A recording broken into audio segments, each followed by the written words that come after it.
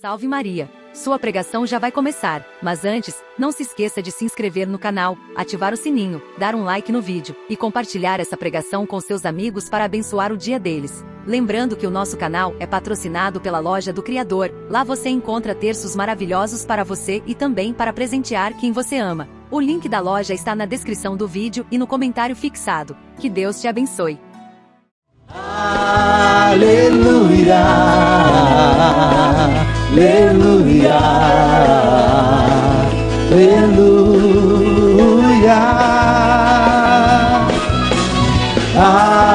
aleluia, aleluia,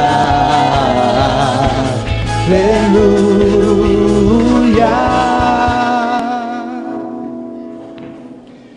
O Senhor esteja convosco. Ele está no meio de nós. Proclamação do Evangelho de nosso Senhor Jesus Cristo segundo São Lucas. Glória a vós, Senhor. Aconteceu que Jesus estava rezando num lugar retirado e os discípulos estavam com ele. Então Jesus perguntou-lhes: quem diz o povo que eu sou? Eles responderam: uns dizem que és João Batista, outros que és Elias, mas outros acham que é um dos antigos profetas que ressuscitou. Mas Jesus perguntou: e vós, quem dizeis que eu sou? Pedro respondeu: o Cristo de Deus. Mas Jesus proibiu-lhe severamente que contasse isso a alguém. E acrescentou: o Filho do Homem deve sofrer muito, ser rejeitado pelos anciãos, pelos sumos sacerdotes e doutores da lei. Deve ser morto e ressuscitar no terceiro dia. Palavra da salvação. Glória a vós, Senhor. Aplaudamos a palavra de Deus.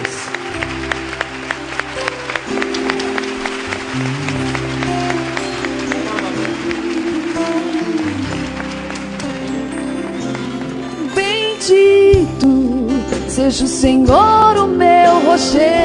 Vamos sentando. Seja bendito o Senhor Deus. Bendito seja o Senhor, o meu rochedo. Seja bendito o Senhor Deus. Só você. Bendito.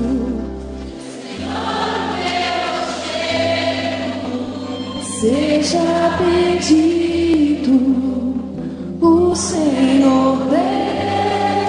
Bendito, bendito seja o Senhor, o meu rochedo.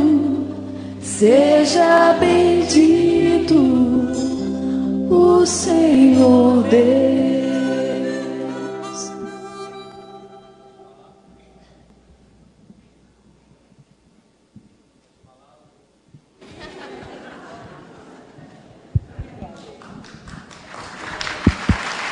Oh, beleza. Povo que vem na canção nova é o povo que todo político gostaria de ter nos seus comícios. Além de muitos, aplaude até microfone desligado. Boa noite. Buenas noches. Bem-vindos ustedes.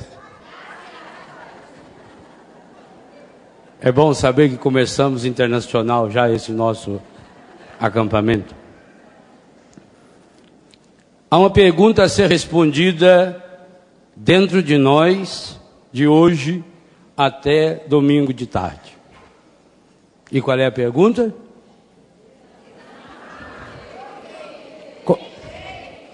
Aí já é a resposta. Como é que é essa pergunta em castelhano? ¿Por qué nos vamos a desanimar? Não vamos. Essa pergunta é muito interessante, porque ela pode ser de trás para frente e de frente para trás. Desanimar por quê? Remete também a por que desanimamos. E o Padre Jonas conseguiu colocar nesse texto espetacular que tem aqui. Esse eu não tinha ainda. Não tinha, porque esse também eu não devolvo. Porque essa é a 4ª edição totalmente revisada. Eu não vi, né? Eu vi a outra. O Padre Jonas conseguiu colocar aqui, numa linguagem ultramoderna, numa linguagem literária. Isso é um livro que você pode comprar e dar de presente para qualquer ateu. Porque a linguagem fala ao coração. Consegue colocar aqui, nessas 100 páginas, alguns dos princípios que nós vamos tentar refletir nesse acampamento. Por que desanimamos? Porque nos esquecemos de entrar nesse combate. Eu gosto muito do começo já do título desse livro.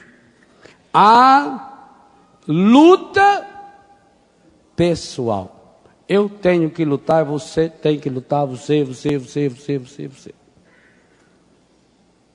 Há uma mentalidade muito errada no mundo moderno, inclusive nas religiões e até mesmo em grupos dentro das nossas igrejas, muitas vezes, aonde você vê as pessoas se oferecendo para resolver o seu problema. E pior que você vê uma fila de anta. O povo diz, de graça até injeção na testa. Olha, vai lá que tem uma mulher que resolve o seu problema. E você corre lá. Quando a pessoa fala o seu problema, é só um uso errôneo do pronome. É o seu aí, é dela. A mulher resolve o seu problema financeiro. Seu, dela. Entendeu? Entendeu a jogada?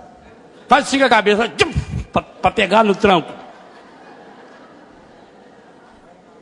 Não é o problema que você tem, é o dela. O dela resolve na hora. Estava uma vidente desanimada, sentado na barraca, aí o colega astrólogo, falou, por que você está tão triste? Porque hoje só veio 2 consultar eu. Falei, a senhora não previu isso hoje cedo, já devia ficar em casa.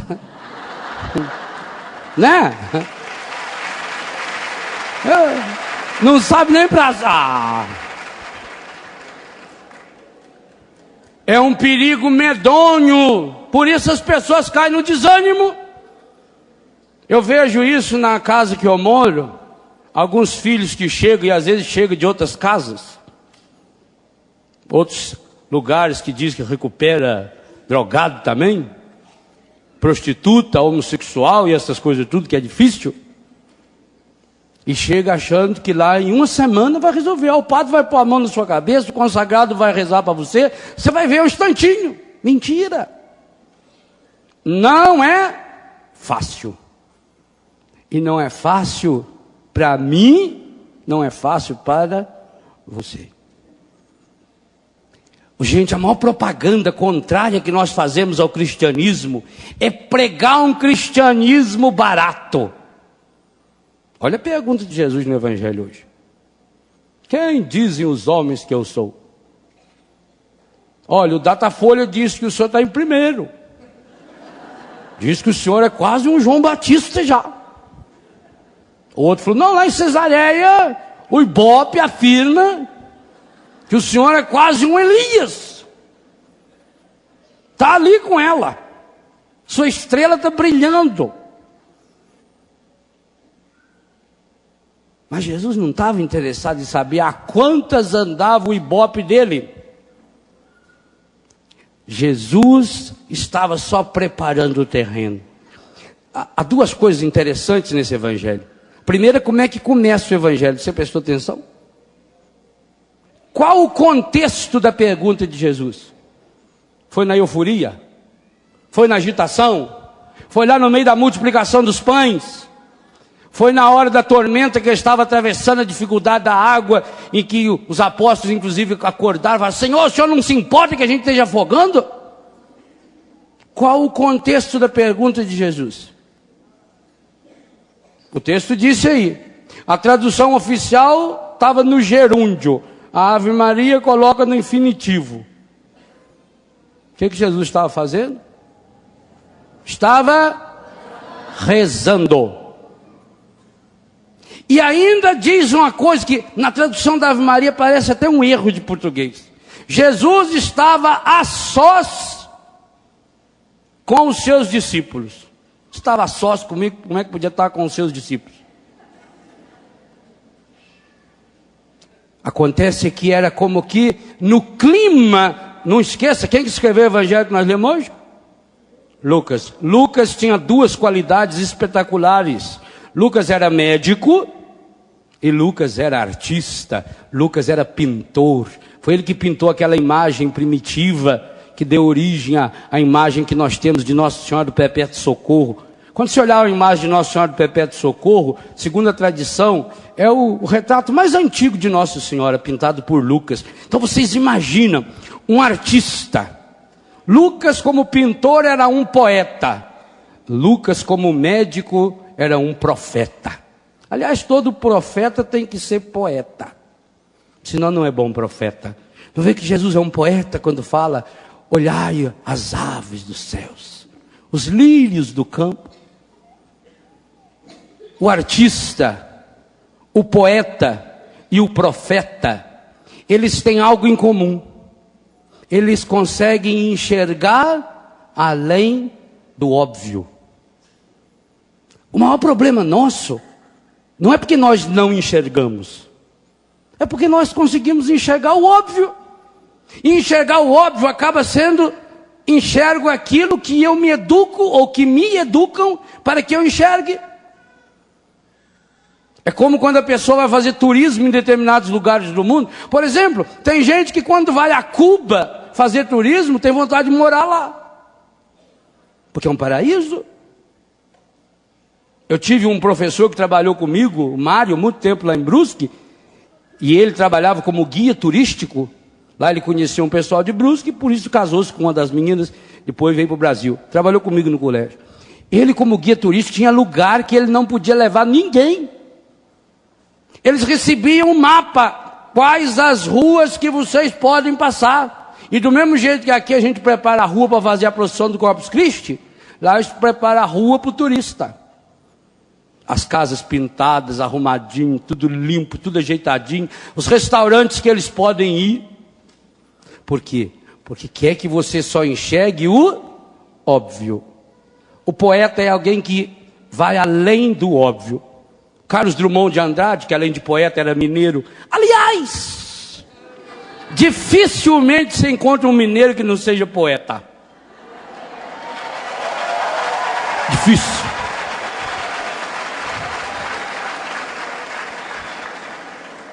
É difícil você ler um autor mineiro que não está cheio de erros de português.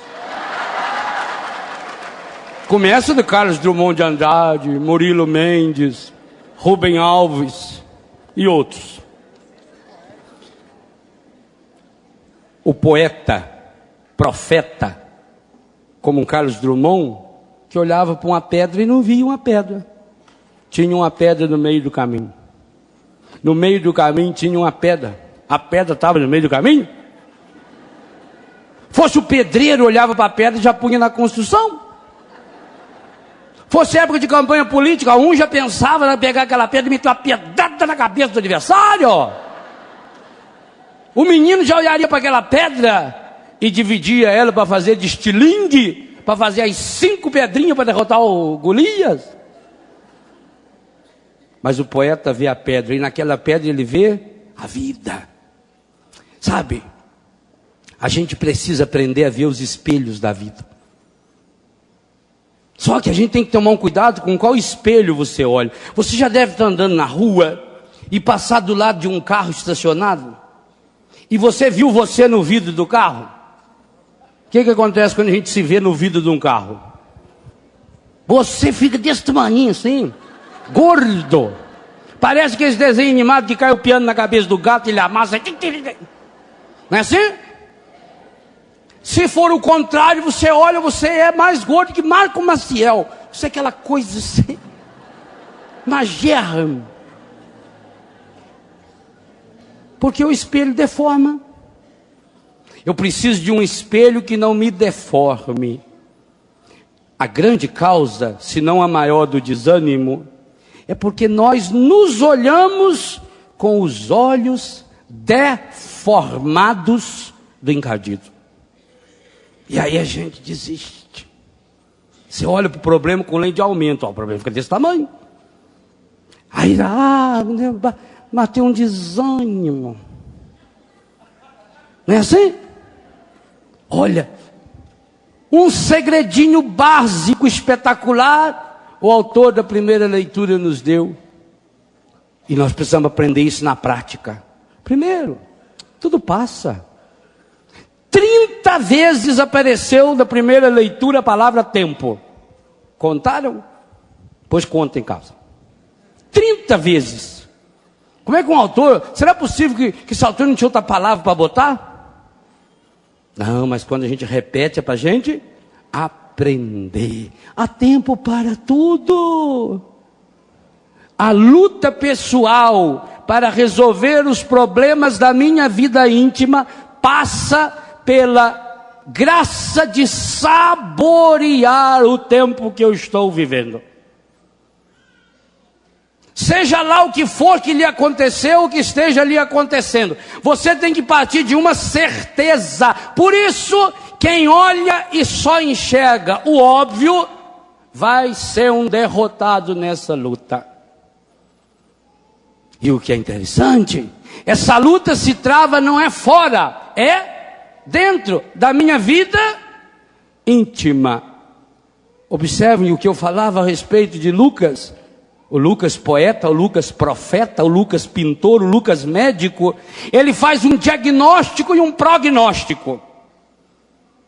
Ele mostra que Jesus espera um momento de intimidade. A luta pessoal para resolver os problemas da vida íntimo. O que é íntimo? Íntimo é aquele lugar que a gente leva os nossos amados. Eu falava aqui na vez passada que eu preguei aqui. Íntimo é aquele que a gente leva para a cozinha, que senta lá na taipa do fogão, que toma café até na xícara sem asa. Não é? Que a gente sempre tinha guardado em casa, que jogo de xícara, com aquelas asinhas chiques, e as crianças nunca punham a mão. Não punha a mão, isso é para as visitas. Não é? A visita não é íntimo. Aí você tomava no Pires. Nunca tinha tomado café aqui no Pires. Tem um colega meu que veio morder o Pires achando que era uma bolacha. Que era tão bonito, tão colorido, né? Íntimo vai na cozinha.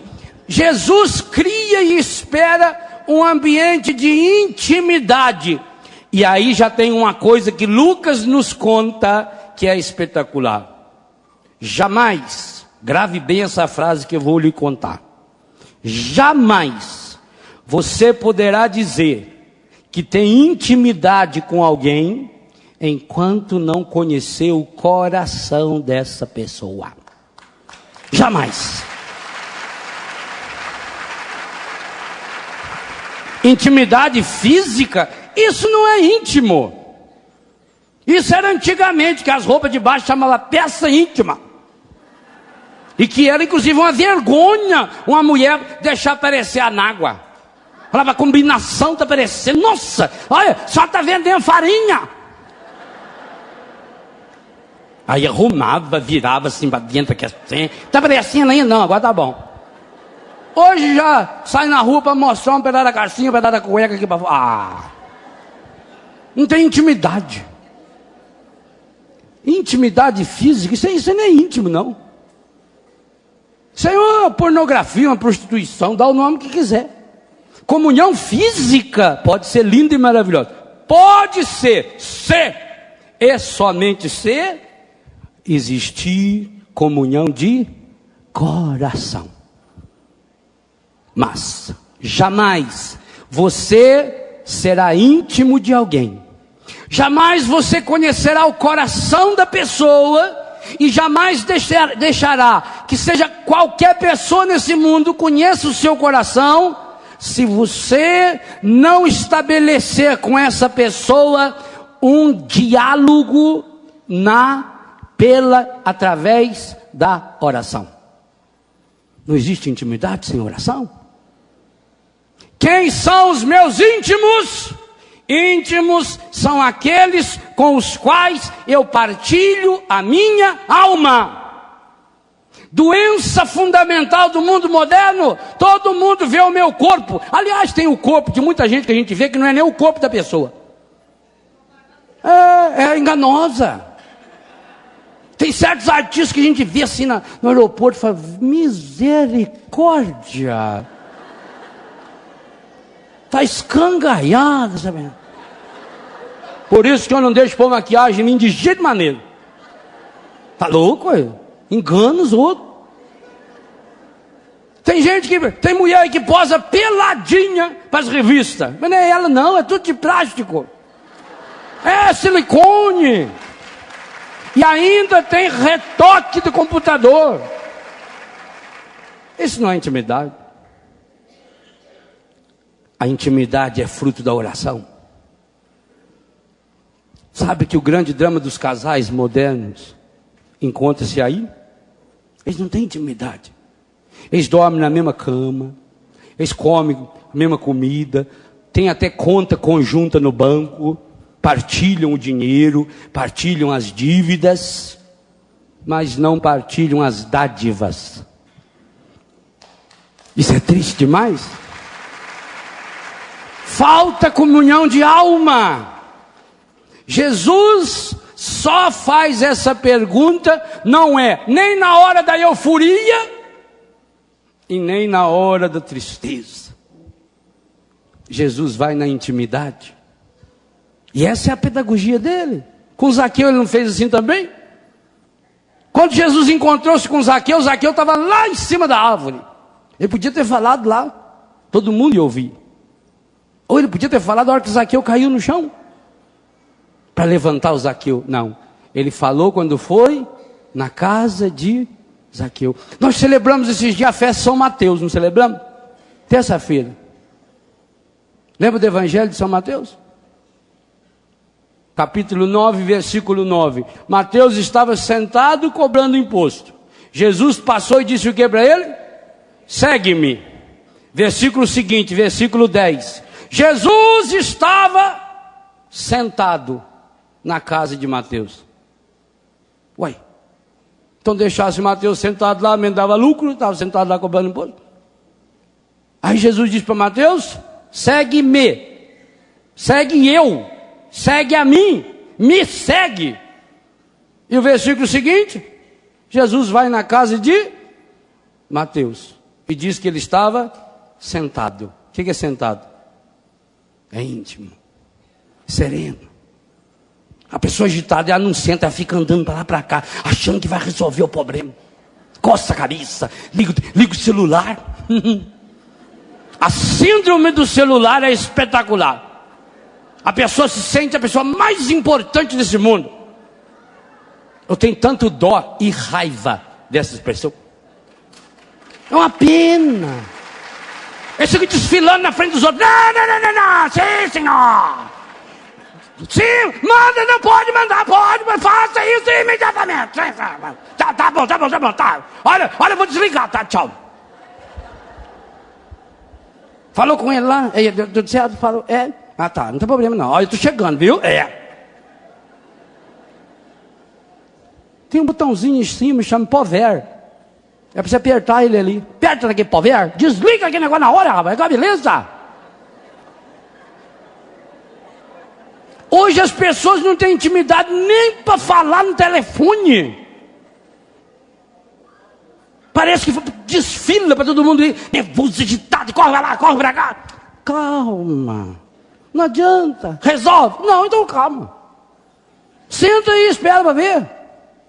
Você pode resolver o problema? Não, então já está resolvido. Mentira isso? Está resolvido. Jesus só vai entrar em comunhão conosco na medida em que nós entrarmos em comunhão com Ele. Intimidade. Os problemas da minha vida íntima, eu não posso falar para qualquer um. Gente, vocês já notaram como as pessoas hoje em dia expõem as intimidades assim à torta direita? Que coisa medonha, que coisa nojenta. Quando eu vejo uma pessoa contando a intimidade da outra, eu fico com nojo de quem conta. Que nível de pessoa é essa? Eu nunca na minha vida vi uma discussão, ouvi uma discussão de papai e mamãe. Nunca na minha vida mamãe chegou, nem depois que eu era padre, e falou: meu filho, seu pai está com isso, seu pai falou aquilo. Nunca, nunca. Eu tenho um irmão que morreu com 45 anos de idade. Hoje fui conhecer o neto dele. 45 anos de idade. Morreu de tanto beber cachaça. Nunca a esposa dele falou para um filho, para uma das filhas: seu pai não presta. Nunca. Isso é amar. Tem problema? Misericórdia. Misericórdia é você colocar o coração em cima da miséria do outro. Cubra a miséria do outro com o seu coração. Tem problema? Guarda. Resguarda um pouco. Resguardar é isso. É você esperar um pouco. Não expõe as coisas. Mas hoje não. O sujeito sai falando: eu saí com fulano, saí com ciclano. Tem revistas que vendem no Brasil 400 mil exemplares por semana. Porque a única coisa que sabe fazer é: o artista tal saiu com a fulana saiu com o ciclano, fulano largou do ciclano, fulano largou do beltrano, fulano está fazendo isso, ciclano está fazendo aquilo. Perde. É uma vulgarização da sexualidade. Uma vulgarização da intimidade, da fé, dos problemas. Isso não é de Deus. Por isso que a pessoa desanima. Pois só se alimenta do que não presta. Por que você desanima? Porque eu expulso ânimo. Eu não alimento. Ânimo vem do latim, anima, alma. A alma vem de ânima. A pessoa é desalmada e torna-se desanimada. Mas desanimada também é a pessoa triste. A pessoa está sempre para baixo. Só sabe fazer reclamar. Você pergunta como vai, ela conta. Louco. E a curiosidade alheia. Meu Deus, a preocupação que tem para saber a vida dos outros. Eu conheci uma dona, coitado. Essa mulher era tão curiosa que ela olhava pelo buraco da fechadura até de porta de vidro. Verdade. A porta todinha de vidro, ela olhava na fechadura. Mas a porta está lá, olha a porta inteira. Mas é o prazer de ver escondidinho que está lá. Meu filho. Para de bisbilhotar a vida dos outros. Mas por quê? Por que bisbilhota a vida alheia? Por que a pessoa se alegra quando descobre que fulano caiu, que ciclano errou? Por que o assunto predileto é falar mal da vida dos outros? Porque é o discurso dos derrotados. O discurso dos derrotados é o mesmo em todo lugar, em português, em guarani, em espanhol, em francês, em hebraico, em aramaico, em japonês, tudo. É aquele menino que chega em casa e diz: não, mãe, mas olha, todos foram mal na prova. Até o meu colega que só tira 10. A mãe dele, inclusive, foi lá. Porque a professora, ela aprontou uma lá, ela fez só pergunta que ninguém sabia. E tem mãe que acredita. Tem mãe que quando o filho tira 10, fala assim: meu filho é um gênio. Quando tira 2, a professora é muito rigorosa, a professora é injusta. Não é assim? Vai desanimando. É o discurso dos derrotados. Então eu quero saber das desgraças dos outros. A técnica. Quantas vezes o senhor cameraman aqui, por favor. Quantas vezes a imagem de uma pessoa aumenta aí dentro? Mais ou menos. Não sei. Ele não sabe. Outra câmera aí, quantas vezes? 5 quilos? A imagem da pessoa é quilo? Nossa senhora, eu estou aí com 600 quilos. Que tamanho aumenta? Por exemplo, uma garrafa desse tamanho aí, fica que tamanho aí? Quantas vezes você consegue ver isso? Quanto mais eu fechar nela, mais ela fica. Quantas vezes aumenta? 200 vezes? 300 vezes? Umas 10 vezes mais. 10? Ah, meu filho, 10. Minha máquina fotográfica antiga, que é a Kodak, que você enfiava o saco assim dentro, ficava olhando, ele fala, não mexe, aí já vai, isso aí é umas 300, 400 vezes. Isso aí você consegue ver catarata em zóio de passarinho. Você ensinou. Pois no mundo inteiro tem milhares dessas câmeras focadas só para ver desgraça. E depois joga essas desgraças nas televisões, nos jornais. E aí a pessoa assiste e fala, oh, por isso que não... Ai, olha, é verdade, olha esse problema. Tudo dá errado, tudo vai mal, tudo vai ruim. Então você não vê mais o óbvio. Pior. Não sabe mais transformar as dificuldades no impulso para a vitória. Sabe por quê? Exemplo.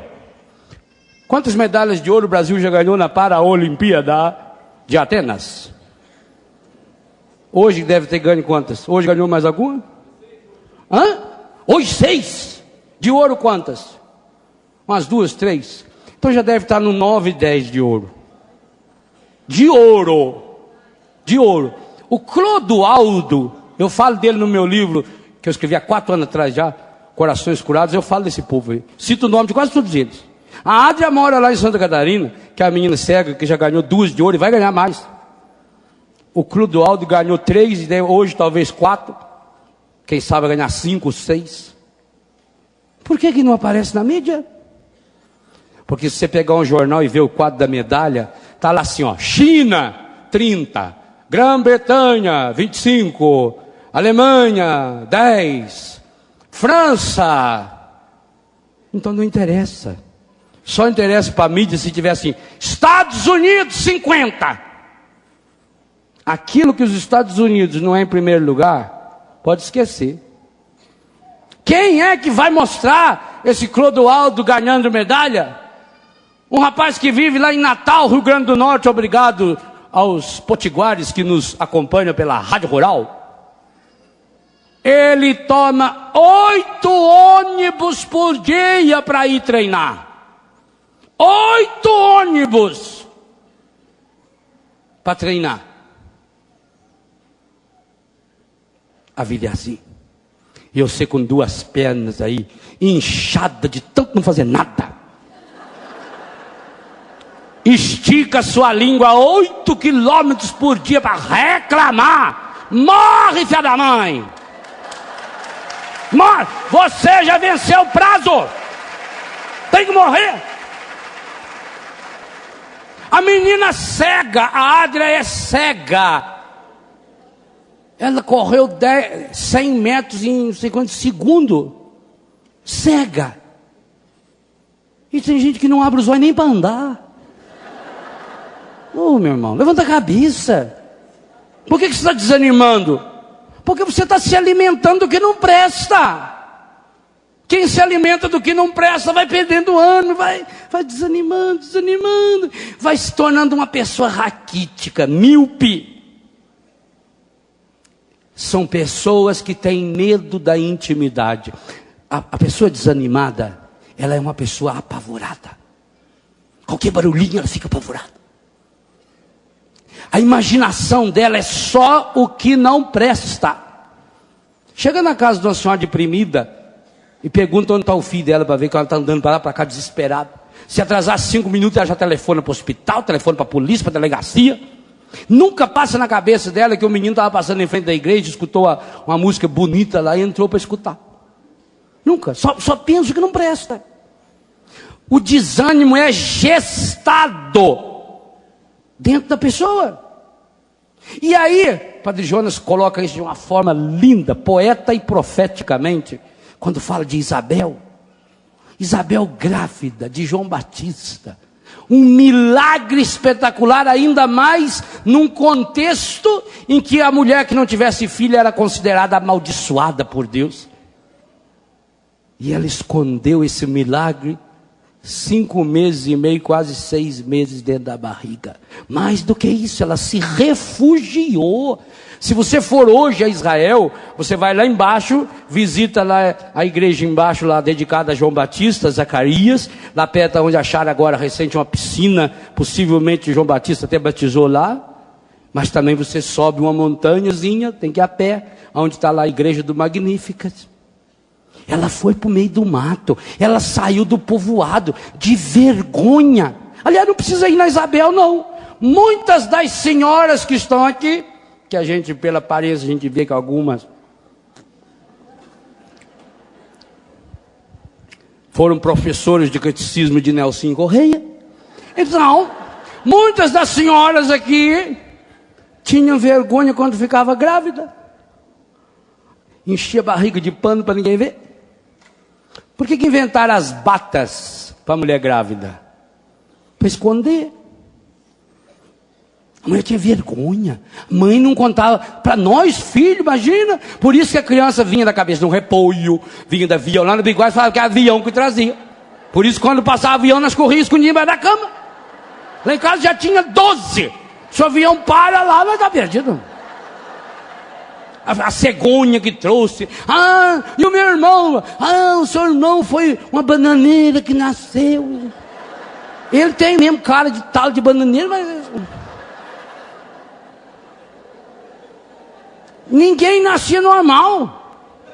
Escondia, né? Aí punha aquela bata franzina que parecia que as roupinhas que eles botam em bujão de gás. Para ninguém notar. Porque escondia. Quando faltava uma semana para nascer, ia para casa da mãe. Escondia lá. Não era assim, não era, era vergonha. Por quê? Porque quando você olhava para uma mulher grávida, ficava pensando, o que será que a fã andou fazendo? Não é assim? Ser mãe é santo, é lindo, é maravilhoso. Mas o que ela fez para ser mãe? Isso não é bom falar. Então imagine a Isabel, a vergonha dessa velha. O que não passou na cabeça dela? E outra coisa, a Bíblia deixa claro que João Batista nasceu de uma mãe e de um pai. Zacarias era velhinho, Isabel, mas tiveram que fazer o serviço. Então era uma vergonha, imagina. Era essa ideia que as pessoas tinham, que depois de velho não faz mal o serviço, que aposentou. Naquela época não tinha Viagra, não tinha essas coisas modernas. Chá de catuaba, não sei se vendia lá. Ela tinha vergonha. Por quê? Porque a sua intimidade estava vindo à tona. Alguém ia falar, bebê, você, confeito. Pessoa fica admirada. Aí o que ela fez? Se refugiou, se escondeu. E se não fosse a chegada triunfal de Maria, que sabia o milagre que estava carregando, Isabel não ia discutir. Gente, Isabel teria gestado um João Batista exatamente o contrário do que ele era. João Batista se transformou naquele homem firme, corajoso, valente, que tinha coragem de enfiar o dedo na cara do Herodes e falar, o Senhor está errado. Porque esse homem se transformou nesse trator. A Bíblia diz que João Batista é trator. Aliás, a Bíblia diz que ele é trator de esteira, diz que vai plainando os caminhos. É só trator de esteira para fazer isso. Ele era bom. Mas por quê? Porque aqueles 3 meses que Nossa Senhora passou foram curando o coração da mãe, e a mãe foi passando coisas bonitas para o filho, porque João Batista ia ser um fracassado. Quem sabe se não seria meio atrapalhado, rejeitado, escondido, com vergonha. A criança sente tudo que a mãe sente, e a Bíblia sabe disso, porque o Salmo 138, quando fala isso, escreve isso pelo menos uns 1000 anos antes. Isaías escreveu isso. Isaías 49 pode ter sido escrito aí uns 500, 600 anos antes. Sabia? João Batista seria um fracassado. João Batista seria sabe, aquele filho neto. Você já viu falar de mãe avó e pai avô? É um perigo. Porque quando uma senhora e um senhor de mais idade se tornam pais, o perigo é que eles sejam avós dos filhos. E vô é feito para estragar filho, do filho. Para dar tudo, para deixar livre, não é assim? Vó fala, tadinho, não bate não. Tadinho do menino. Deixa ele fazer. Papai, mas e nós quando era pequeno? Não, isso aí já passou. Não é assim? É para estragar, né? Então o perigo que João Batista tinha tudo para ser um coitadinho, fracassado, desanimado, porque rejeitado, seria envergonhado, não foi esperado naquela alegria. O que mudou foi a presença de Maria. É a mesma coisa que muda em Caná, é a presença de Maria. Maria é a mulher do ânimo. Por quê? Porque Maria é cheia do Espírito. Então aonde ela chega, a pessoa também se torna cheia do Espírito. E é impossível uma pessoa cheia do Espírito Santo ser desanimada. Não tem como. Impossível. O ânimo é aquilo que está dentro. Você chega numa concessionária que vende carros de vários tipos. Vamos supor uma Blazer, carrão grandão. Aí você pergunta, escuta, quanto que é aquela Blazer branca lá, bonita? Se aquela Blazer lá está em promoção, ela está custando R$ 49.999. Sabe? E aquela outra? Se aquela também está em promoção, ela está a R$ 79.999. Aí você chega perto e olha, igualzinho, mesma cor. Abre o banco, é igual. Também é para paralítico, sobe o vidro sozinho, automático. Volante regulado. Limpador de vidro. Tem tudo, isqueirinho. Porta-copa, aquela bomba que fica batendo depois no carro, aquilo é um horror. Mas é bom ter bastante aqui estranho. Mas não é igual. Por que essa custa 49 e essa custa 79? Quer dizer, 50 e 80. Porque essa aqui é um motor a diesel. Essa aqui tem tração nas 4 rodas. Percebeu? Aparentemente é o mesmo carro.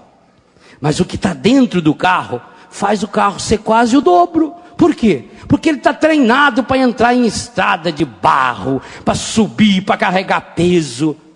Não é assim? O ânimo é a tração de Deus dentro da gente. É a força. Por isso que São Lucas vai usar o apelido de dínamo para o Espírito Santo. A pessoa dinâmica. Que o Espírito Santo entra dentro da pessoa. Aparentemente, as duas pessoas passaram pelo mesmo problema.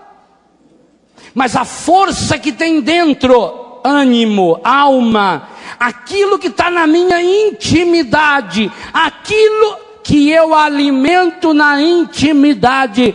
Repito, Jesus não perguntou depois da multiplicação dos pães. Jesus não perguntou na tempestade. Jesus perguntou na intimidade. Quando eles estavam rezando, a sós. E aquele a sós que eu dizia que parece um erro, é porque quando se está íntimo em oração, você pode estar no meio de 10 pessoas, ou como aqui no meio de dezenas, centenas, milhares. mas você para Deus é sempre único. Você sabia que Deus nunca enxerga a multidão? Deus enxerga cada um. Cada um aqui. Deus olha o olhar de cada um. Deus olha o coração de cada um. Deus entra em sintonia com o coração de cada um. Deus é capaz de estar a sós com cada um, mesmo que sejamos centenas, dezenas, milhares, pela televisão, no mundo inteiro, pela internet. 137 países do mundo pode estar agora interligados, ligados conosco. Mas com cada um Deus está falando algo único, algo específico. Por quê? Porque é comunhão de alma, é íntimo. Seja íntimo de Deus. A pessoa que é íntima de Deus, ela passa por situações dificílimas. Mas sabe o que ela faz? Ela transforma as situações difíceis num impulso para a vitória. Qual foi o salmo que nós rezamos como salmo de meditação mesmo? Está lá no finalzinho do livro dos Salmos, 143 ou 144. Olha uma coisa interessante desse salmo. As 7 palavras-chave desse salmo. Todas elas para nos ajudar na luta. Bendito seja o Senhor, meu rochedo, meu refúgio, meu libertador. Cada palavra dessa dá uma pregação. Minha fortaleza, meu abrigo, meu escudo, é nele que espero. Como é que é o título desse salmo aí na Ave Maria? Após a vitória. Esse salmo foi composto no momento em que Davi tinha vencido uma luta. Olha no pé da sua Bíblia. A primeira parte do salmo, que foi o salmo rezado hoje, parece uma condensação do Salmo 17. O que fala o Salmo 17? Fala exatamente isso aqui. Aí você olha lá no seu Salmo 17, olha lá na sua Bíblia, aprenda a ler a Bíblia. Está escrito na Bíblia.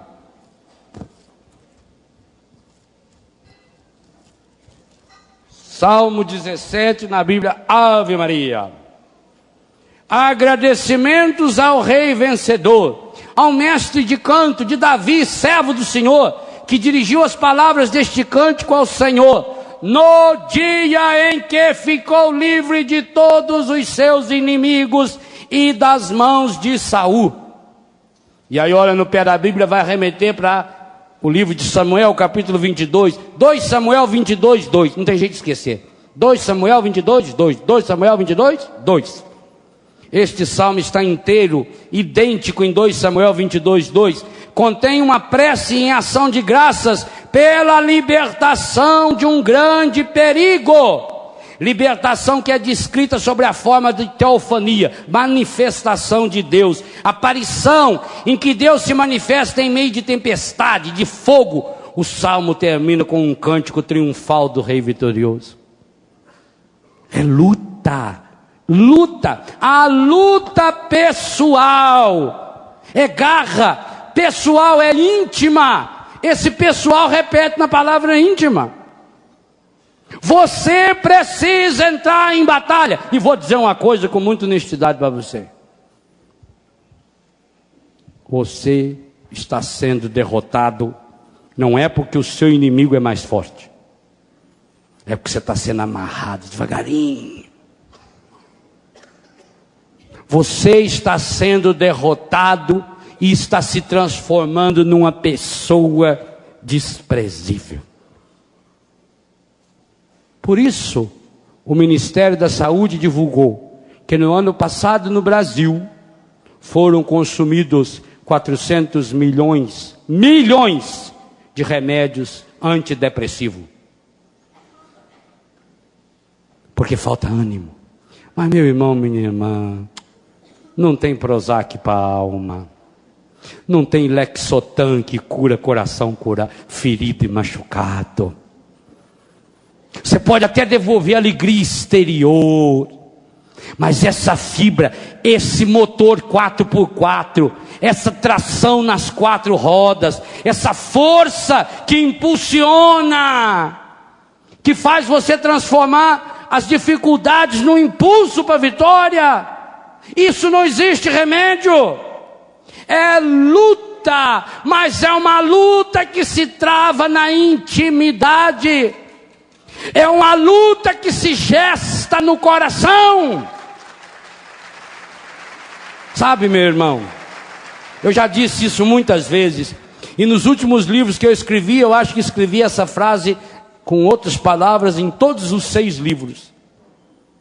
Tudo que existe de concreto na vida, tudo, primeiro existiu como um sonho, primeiro existiu como um desejo dentro do coração da pessoa.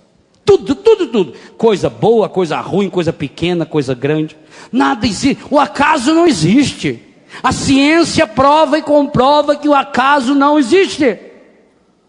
Esse rincão maravilhoso que está sendo gestado e em breve estará colhendo centenas, milhares de pessoas desse Brasil e desse mundo, antes de existir ali, ele existiu aqui, na cabeça do Eto, e antes de existir na cabeça, existiu no coração. Agora, imagine se o Eto fosse um grande amigo, por exemplo, de um grande empresário da noite carioca, ou paulista, ou de uma grande capital. Hoje o Eto estaria trabalhando, quem sabe, para fazer a maior casa de show de sexo explícito da Baixada Fluminense? Claro, porque o coração dele estaria em sintonia e intimidade com o coração de um empresário da noite, e prostituição dá dinheiro. Ou talvez ele estaria hoje arquitetando, trabalhando e conduzindo, e com muito maior facilidade, porque teria muito mais gente para contribuir, inclusive, quem sabe, um grande salão para depósito subterrâneo de armas. Maior fonte de renda no mundo é arma. Ou drogas. Mas porque o coração do Eto, na intimidade, encontrou-se com o coração do Padre Jonas, com o coração da Luzia, com o coração do Ricardo, e aí cada um da Canção Nova vai pôr no seu coração. Gestou nesses corações essa obra maravilhosa aos nossos olhos. Gestada no coração, começou a sair do coração para a cabeça. Aí começou a pensar, onde nós vamos fazer? Era aqui, primeiro era aqui, pequenininho, tinha um palco pequenininho ali, de madeira. Aí já aumentou, aí já fez esse tamanho. Olha essa obra, que coisa maravilhosa na época. Nossa, isso vai caber lá 20 mil pessoas. Meu Deus, 20 mil pessoas. Cabe. Tinha até uma arquibancada aqui do lado. Isso tudo faz tanto tempo, foi um ano. Arquibancada aqui do lado, né? Cabia aquele povão aqui. Teve que tirar porque hoje é sexta-feira. Já estaria que não cabia mais ninguém. Já teve que tirar. Foi gestado aqui, veio aqui para a cabeça.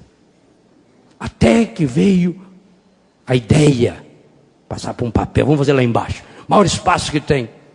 Aí ele começa a virar ideia, aí ele começa a virar desenho. Mas não existe o desenho se não houver esse desejo, se não houver esse sonho, se não houver essa ânsia de anunciar o Evangelho, de acolher as pessoas. O sonho do padre, eu quero acolher muitas pessoas, dezenas. O padre não quer mais ver as pessoas sentadas de qualquer jeito, mal acomodadas, não. Então é sonho do padre, é sonho do Eto, é sonho da Lu, é sonho do menino mais novo, da menina mais nova que chegou na Canção Nova essa semana, ou daquele que está vendo pela televisão e está dizendo, eu vou entrar nessa obra. É sonho de você que teve a coragem de tirar uma pulseira que tem história maravilhosa de amor, um anel, um colar. Eu quero colocar o meu ouro num tesouro que constrói para muitas e muitas, vai brilhar muito mais. É o sonho de cada um que vai passando para a cabeça, para a decisão, e da cabeça vai passando para o papel, e do papel vai passando para o projeto, e vai crescendo, e está aí, obra admirável aos nossos olhos. Mas isso também aconteceu com esse microfone que está aqui. Porque antigamente tinha microfone, de vez em quando, que quando estraga, aí vocês dão um desses, aí é um horror pra gente. E fica esse fio andando, vai lá pra cá, joga pras costas aqui. Aí a diretora fala, não pode jogar nas costas, na imagem fica... Aí você trupica naquilo, não pode andar pra lá pra cá. Quem projetou, não. Vamos arrumar um que traz aqui dentro um trenzinho assim, assado, põe uma pilha aqui, ele copia de lá, foi projetado. O que você está gestando no seu coração? Só você pode responder. É triste, mas muitos estão gestando a sua derrota. Não vai dar certo, padre. Não adianta mais. Eu já desacursei. Não dá não. Você não é o primeiro, não é o último. Não vai dizer bobagem, bobagem. Ixi. Não vai dar certo. Cansei. E vai desanimando, desanimando. E tem festa no inferno. O encardido adora. Alguns cristãos são a alegria não, a euforia, porque o encardido não pode ter alegria. Ele só tem euforia. É a euforia do encardido. Você veio a esse acampamento, e você que está vindo, e você que virá, para gestar no seu coração a vitória. Seja qual for o seu problema,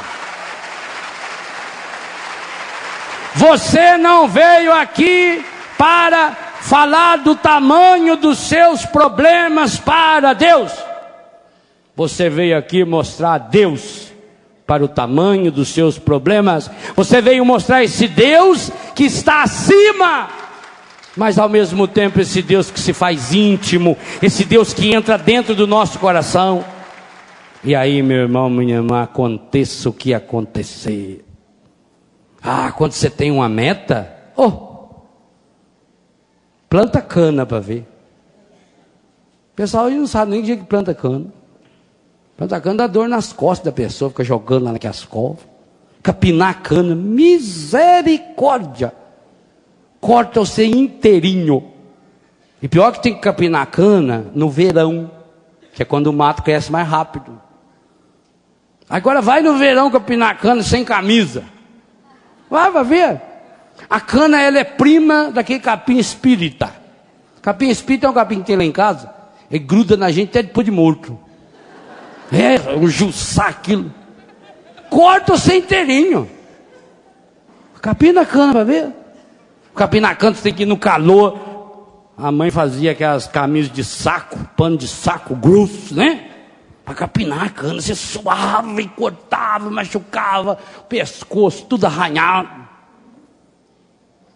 Pega, sua, vem na medonha, mela. Vem a abelha ainda para perturbar a gente, pernilongo à noite. Você pega uma cana, é dura. Mas você consegue transformar a cana em açúcar. Que jeito? Experimenta. Arrebentando a casca, passando naquele engeninho. Se você tiver a força dessa intimidade com Deus, vai acontecer a mesma coisa. Está difícil a situação? Está pior que um canavial? Está assando para todo lado, cortando. Seu marido é casca grossa, pior que as canas roxa, dura que uma coisa medonha, que para cascar no dente, assim, você arrebenta o dente. Espreme ele, vira garapa, melado, rapadura e sai açúcar. Meu irmão. E por isso que a gente precisa do outro, para nos ajudar a passar do outro lado. Se a cana ficar só do lado de cada um, ela fica olhando ali aquela engrenagem, fala, não vou não. Você machuca a gente. Aí você tem que pegar e empurrar aquela cana. Parece que ela não quer ir, vai indo, vai indo, vai indo. Aí ela passa para o outro lado assim, o garapeiro ainda dobra ela e vem de novo. Que volta. E dobra mais um pouco e vem de novo. E se você não olhar, ele joga um pouco d'água para aumentar o caldo, né? Assim também. A situação está difícil? Está passando por um momento ruim? Tenho certeza. Deus está lá do outro lado te puxando. Mais do que isso, Jesus entrou junto. Aquele que não tinha pecado, Deus o fez pecado. Para isso você precisa responder uma pergunta, e que só será possível respondê-la na intimidade. Quem sou eu para você? Não vale aqui o que sua mãe falou, o que seu pai falou, o que o padre Jonas ou o padre Léo falou, não vale. Quem sou eu para você? Jesus hoje quer olhar no olho, mais do que no olho, o olho às vezes mente. Ele quer olhar no seu coração e perguntar: quem sou eu na sua vida? E a hora que você puder responder: Jesus, o Senhor é o único que não pode ser substituído por nada nem por ninguém na minha vida. Então, meu irmão, minha irmã, venha o problema que vier, seja o tamanho que ele for, do outro lado lhe espera a vitória. E você já faz parte dela.